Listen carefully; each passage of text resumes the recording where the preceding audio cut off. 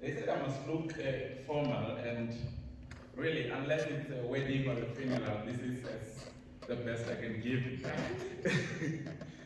How many of you know the Titanic? How many of you have heard of Titanic? Let's see, show of hands. How many of you have heard of Titanic? Okay, just in short, what comes to mind when you hear the word Titanic? Let's see, anybody who is quick enough to qualify for a free lesson next year for TeenpreneurHub? There we go. Romance. Okay, anyone else? Let's see. What comes to mind when you hear the word Titanic? The Titanic. I'm sure the older generation are supposed to be mastering this thing. You're supposed to be getting distinctions, teaching these young people what they missed out. Anybody, what comes to mind when you hear the word Titanic? Say? Nothing. Exactly. The Titan. The Titan. Okay, so RMS Titanic, it was the largest ship afloat at the time she entered service, and the second of the 3 Olympic-class ocean liners operated by a company called White Star Line. It was literally 226 meters long. So let me give you a bit of a background. So there were a couple of companies that used to compete in the ferry business, and they were competing for the fancy, expensive, wealthy people, so that they can use their ships, or they can do all of this, what do we call it now, when you go into a ship and you move from one continent to the other? What do we call that? Okay, we'll get back to that. So they were competing, and then the competitor of this company, White Star Liner, they decided to bring out some very fast, high-speed ships. And immediately after that, White Star Liner had to respond. And how they responded was they decided they're not going to go with speed, they will go with size. So they built this big monster. And they will go with size, as well as it must also be considered to be high class. So they built RMS Titanic, 226 meters long. So the first class accommodation was designed to be a pinnacle of comfort and luxury, with a gymnasium, a swimming pool, libraries, high-class restaurants, and opulent cabins. And this was in 1912. Like such fancy stuff in 1912. So the Titanic was equipped with 16 lifeboats. So they made sure lifeboat Davids. Each of the lifeboats Davids could lower 3 lifeboats for a total of 48 boats. I'm assuming those of you who do men's literacy already did 3 multiplied by 16 lifeboats, which makes it 48. She carried only 20 lifeboats, 4 of which were collapsible. And together, the 20 lifeboats could hold 1,178 people, about half the number of passengers on board, and 1/3 of the number of passengers the ship could have carried at full capacity. So that was like consistent with the maritime safety regulations of that era. So you could not take more than about 3,000 people in one ship at a time, no matter how important you are. So I'm speaking about the Titanic because building something big and challenging the status quo, it requires creativity, imagination, and action. The Titanic was a masterpiece. Big, massive, and it was fancy. They say it was carrying, majority of the people it was carrying was the wealthiest people in the world at the time. So the theme of this presentation will remain the same for most of the presentation I will do in the foreseeable future. So next time you want to come for an event, just know that I'm going to speak exactly the same stuff, right? So you can skip my speech because you know that it's going to be almost the same. And the reason is this. It is important to me that all those that attend or partake in this program, first of all, they understand the vision, they understand the strategy, and the execution of what we're doing. So I'm going to answer the question, what exactly are we doing and why? What are we working towards and why is it so important? And I think if we can get that clear, it becomes an interesting venture to get into, to be part of a program that you understand the bigger goal, the dream, whatever that these people that come together here. Today we've spent more than 300,000 rand in the program, buying the computers, buying the cameras, paying for the events without an external funding. And that's in the past 11 years of the existence of the program since 2010. So, and there's a reason why we don't pursue external funding, and it's a topic for another day, but I do share it to young people in the program. So when I was 16 years old, a family at church took me in to stay with them while I was completing grade 11. And I went on to stay with them in grade 12 and up to university.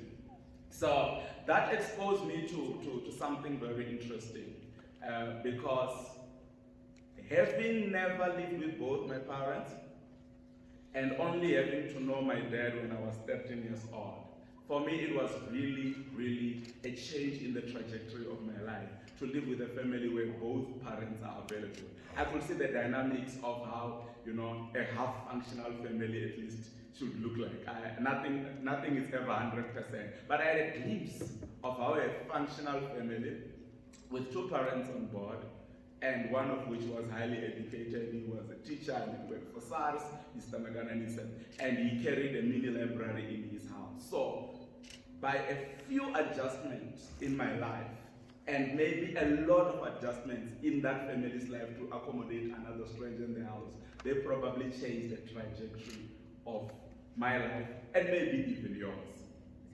And I say this because it is not clear and it's not measurable how my life would have turned out if I never stayed with them. I stayed with them when I was finishing grade 11, the entire grade 12, and I went on to stay with them throughout the entire university time, learning and taking from this well of knowledge and wisdom of this man who had committed his life to changing the community. He was one of the AFM leaders, a part of the people that actually founded the AFM in Venda at the time, in the village of Matangari at the time. And I am saying this because I believe that by just making a few adjustments in life, we can actually change the course of a ship to the direction that it needs to be, and we can help the ship miss the iceberg. Few minor trajectories, not big things, small things done on time. And I will get back to that a bit later. In 2009, the idea to replicate that privilege of having exposure to Mr. Magananise was conceived, but I was not sure how. So I organized a training for young people leaders from surrounding schools, colleges in Pretoria, and from the churches around the AFM, Lighthouse Chapel, and had a training plan for a whole day, fully funded, put together a few cents with my friends, and then we had these young people that were leading teenagers and all of that, and then we trained them, we shared the vision, what we were trying to achieve and all of that.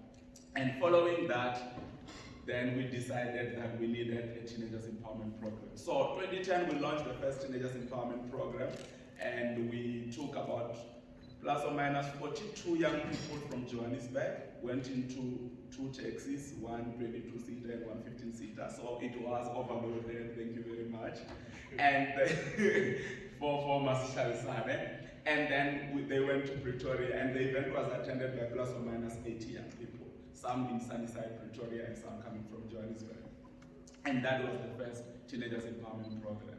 And this is what we're trying to do. So, we had a simple vision. We said the vision is simple: empowering teenagers to reach their full potential. It sounds straightforward, right? Like you just empower teenagers and they reach their full potential, and we're going to address their spiritual, emotional, and academic areas.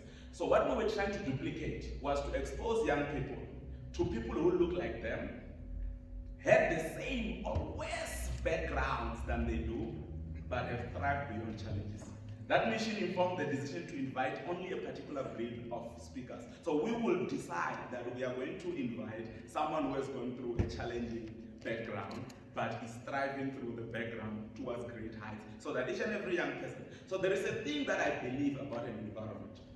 I think the environment has a tendency of creating an unconscious bias to those who are in it to accept failure.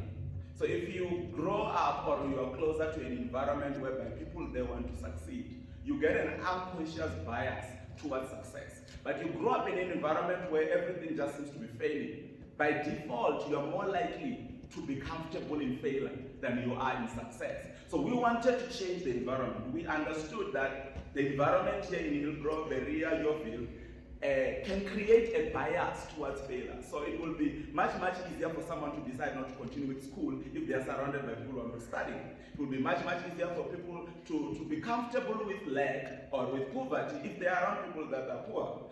But it becomes much better when we come and expose you to someone who has been to the same environment and came out on top. And then people start changing and people start adjusting their lives accordingly. So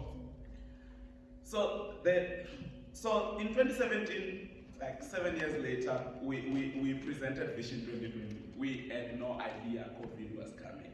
I promise you. We presented Vision 2020. So we said this is a game changer. We believe we had done enough exposure. We were seeing results of inspiration. Young people who have been part of the program are starting to graduate, and some of them are starting to get jobs. But there is some that are starting to look for jobs and losing hope because they are not there. So yes, you have exposed people. Yes, they have now started to become much closer to success. Yes, they have now started wanting to go to university, and they don't believe there's limitations in them being able to go to university. But then after they get it all, the real limitation starts, which can be very depressing. Joblessness, unemployment, which is one of the three scourges that are hitting our country very hard. So Vision 2020 was not a supplement of the initial vision. It was a realization that we were falling short of the vision. We did not aim to empower teenagers to have degrees. We did not aim to empower teenagers to get jobs. We aimed to empower teenagers to reach their full potential. And we were seeing a higher number of young people not reaching the full potential than those that are reaching the full potential.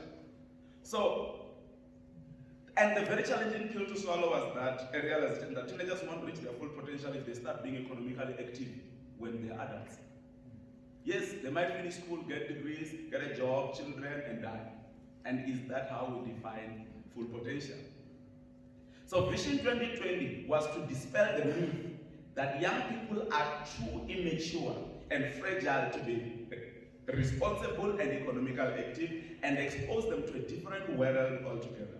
Vision 2020 gave birth to what we are celebrating today, which is TeenpreneurHub, launched in 2018. So the objective was to tap into young people's creativity and imagination, and combine these two to create an action bomb that will change the trajectory of young people's lives forever. So TPH is a platform created to generate employers, not employees. The plan is not to keep young people from the streets. We actively advocate for sending them to the streets and change the streets. The slogan, Build by the Future, is in past tense, by the way. And this is prophetic. Young people should be able to look back at the past success of their country, continent, or wherever they say, we built that. That was me. And we strongly believe that you are the only ones that can change the trajectory of this world. The world we're creating, you will live in it longer than any of us. And we are giving you the opportunity to create that future. There is no way you're going to do that without money. Believe you me, if you don't believe me, ask your parents. Without money, you're not going to achieve that. So, we are giving you the tools and the skills to convert your creativity and imagination into tangible assets, so that you get the financial muscle to shape the world only you will live in. This sounds simple, but it's not. This is the mission. We don't want you to work for anyone. Simple. Any parents here who want people who are going to be employable, this is not the platform for that. We want young people to be available and capable, ready to change the world. There is only one way to achieve that, and that's if you don't sell your skills to the biggest leader in big corporations, but avail them to the world to the benefit of your country, continent, and the world at large. When you are employed, no matter how skilled or good you are, what you do is limited within the vision of your company. But we want to create a platform where young people can really be great, at the pinnacle of digitalization, and have those skills and talents available for any company in the world to use. That's the vision. And we want it to happen when you are still young. And let me repeat that, because young can be different depending on which political party you belong to. We want you to do that when you're still a teenager. I don't know if youth can be changed by parliament to say it's now 40 years, and if you're part of a political organization, it can be 65 years. But teenagers, it's only when you're teen, 13, 14, 15, 16, so there's no cheating in that one. We want it to happen while you're still a teenager, giving you more time to impact lives and enjoy the money. If we don't, this country will sink. To many, it seems like it is unsinkable. And that's what people thought about the Titanic, by the way. So the Titanic had advanced safety features, such as watertight compartments and remotely activated watertight doors. Can you believe it? So, in 1912, someone has designed something that can be remotely controlled, remotely activated watertight. So when there is any sinking of this ship, people can remotely press a button, and then the doors will be sealed. And then they call it, what do they call the Titanic? The Unsinkable. They called it the Unsinkable. So, on April 14, 1912, Titanic radio operators received at least 5 messages. Some say 6 messages from other ships, warning of drifting ice, which passengers on Titanic had begun to notice during the afternoon. Warning number 1. It came at 9 o'clock from RMS Caronia. You don't have to remember RMS Caronia, there's no exam after, right?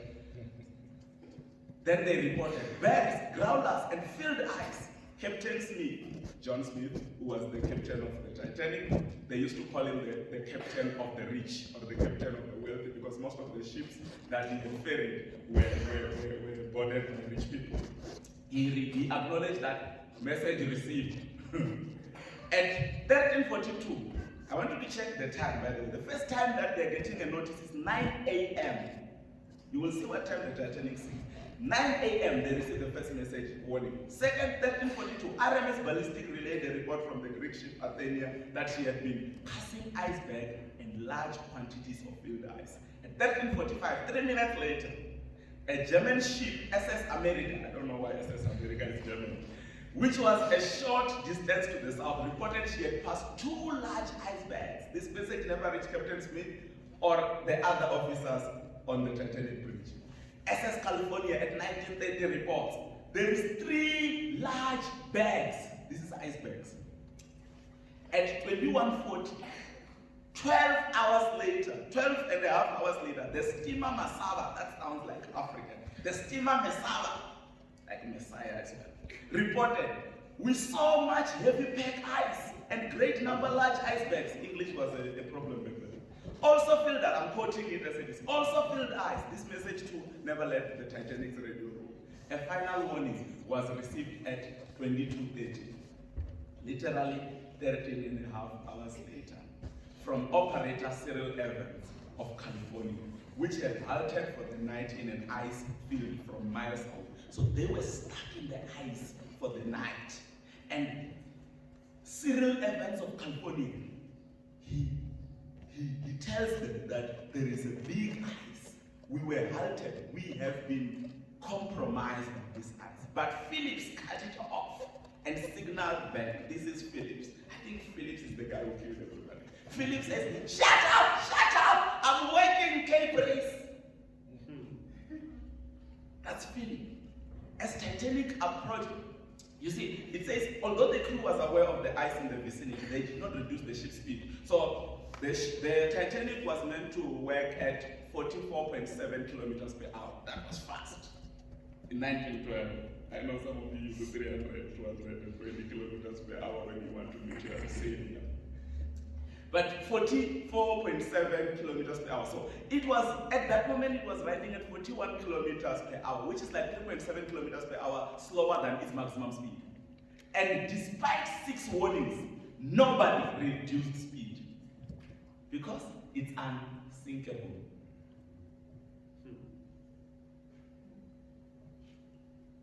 As Titanic approached the fatal collision, most passengers had gone to bed.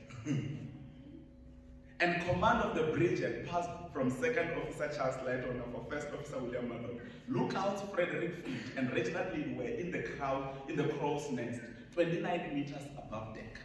The air temperatures had fallen to near freezing, and the ocean was completely calm. Colonel Archibald Chris, one of the survivors of the disaster, later wrote that the sea was like glass, so smooth that the stars were clearly reflected. At 23:30, Fleet and Lee noticed a slight haze on the horizon ahead of them, but did not make anything of it. 9 minutes later, 23:39, Fleet spotted an iceberg in Titanic's path. He rang the lookout bell 3 times, ding, ding, ding, and telephoned the bridge to inform 6th Officer James Moody. Fleet asked, "Is there anyone there?" Moody replied, "Yes, what do you see?" Fleet replied, "Iceberg right ahead." The Titanic sank, killing at least 1,500 people. This world is heading for an iceberg, and we are sleeping. But you can change the trajectory with small adjustments done on time. And I'm not convinced that if we start contributing to the economy as adults, we will have enough time to avoid the iceberg. We will crash and sink. The false assumption is that we need 1 million people to change the world or to change the course. We only need a critical mass, a community of people fixated on a particular goal and committed to its realization even unto death. They also don't have to do big things. They need to perform multiple well-orchestrated adjustments to steer the ship to the right path. But time runs out, and those adjustments should be done as early as possible. That's our goal, to present teenagers with an opportunity to be part of something big by making small adjustments. Small adjustments to your schedules to accommodate this platform. The good news is the environment is ripe for this revolution. Today you can own an e-hailing business without buying a single car. Think of Uber, Bolt. You can own a hotel accommodation without owning or renting a single building or apartment, Airbnb. You can own a mall without a single shop, without a warehouse, without a shopping complex. Think of Take-A-Lot, Amazon. You see, building a controller has become so simple. You can actually build one today. You can go into a software and build a small controller for something. Let's say you want to build a controller, a motherboard for a cell phone. You can quickly draw something tonight, right? And press a button saying submit. And then immediately in China, someone will start building it. And 7 to 14 days later, your motherboard will be ready. And you will have probably spent between 500 and 2,000 rand. That's how simple it is for you to build a cell phone. And I'm telling you the truth because a few years back, I think it was 2020, I was on TV on this program called Zomaramani on SABC2. And one young man calls me from a village in Venda. He heard me, I was speaking in vernacular. It's very difficult to speak technical stuff in vernacular. So one young man calls me and he found me on Facebook and LinkedIn. He sends me multiple messages wanting to meet with me. Then I gave him my number and we spoke on the phone. And he said to me, he wants to build a Wi-Fi platform that is going to connect his village because there is lack of Wi-Fi there. So he wants to build a master router, a tower, and he doesn't know where to start. So I started conversing with him. I put together 2 of my friends, Dr. Joshua Mabena and Dr. Rendani Mampiswan. And then we decided we were going to help this young. So we'll have meetings weekly. And then we started helping him out with how to draw circuit boards, how to decide what to use and what not to use. We'll give him a call. He needs something, we quickly just send it by post office and it goes there. But when we were closer to building this platform, all he needed to do was to quickly finalize the drawing, press a button, and the thing was built in China quickly and delivered straight to vendor within a period of about 14 days. And as we speak, he has built a company called RUNet. He is busy distributing these satellites in villages in Venda that can go maybe up to 1 kilometer of distance. It's like a router, a master router that can take about 1 kilometer of a distance, connecting people in the rural areas. This This young man, let me explain this, he does not have a degree. Of course, when we started conversing, we told him that he needs to start furthering studies and learn some computer skills and stuff, so we helped him out, and now he started studying a diploma in an IT college. His grade 12 results were not the best. He could not make it to university with his results, but he still had his brain. By the way, results don't take your brain. It's very important to realize, because people think, yo, this certificate says I got 50%, so I got 50% of my brain. No, you don't. Still have the full brain. You can activate it at any time and start doing extraordinary things, regardless of what the lecturers have said to you or the teachers have said to you at school.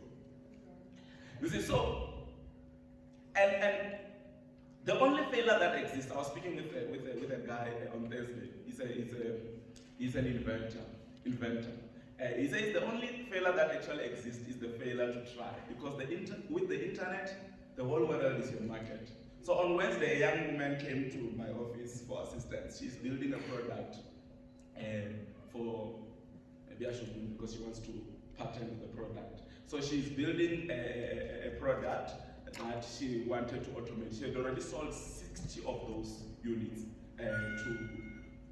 to shops and companies and all of that to be put in their bathrooms. So she wanted help with just the automation side. And I told her that I'm very expensive.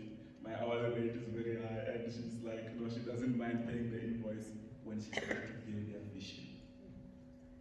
And we are going to assist her. I spoke with an inventor on Thursday. He says his brother started a company with 500 rand and is currently making 1 million a year without building anything. He sells bicycle holders on Take a Lot. So when people order the holder, he places the order from the supplier and hire the services of a delivery company to deliver. He doesn't have a website, he doesn't have accountants, he doesn't have an office, he doesn't have a workshop. In fact, he hasn't even registered a company.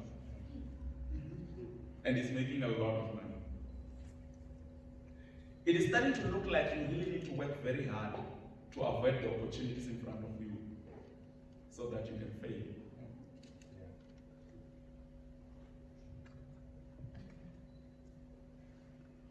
But we are here.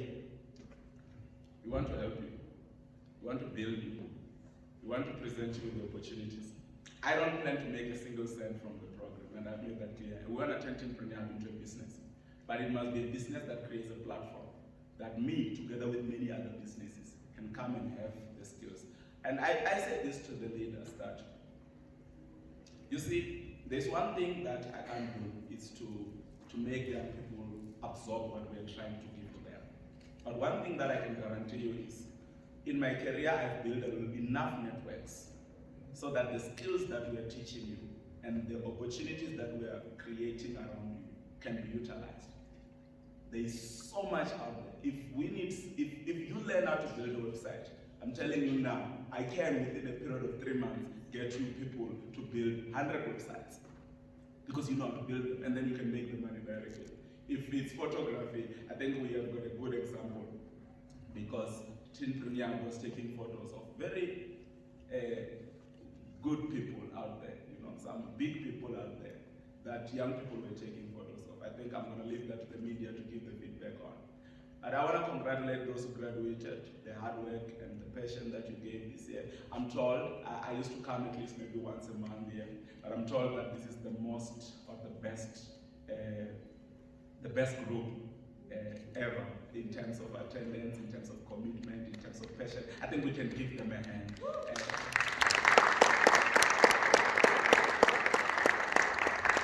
Congratulations to you, and please smile at that certificate, pat yourself at the back, and get to work. That certificate is not for you to get a job, it's for you to start working very hard to realize your future. God bless you.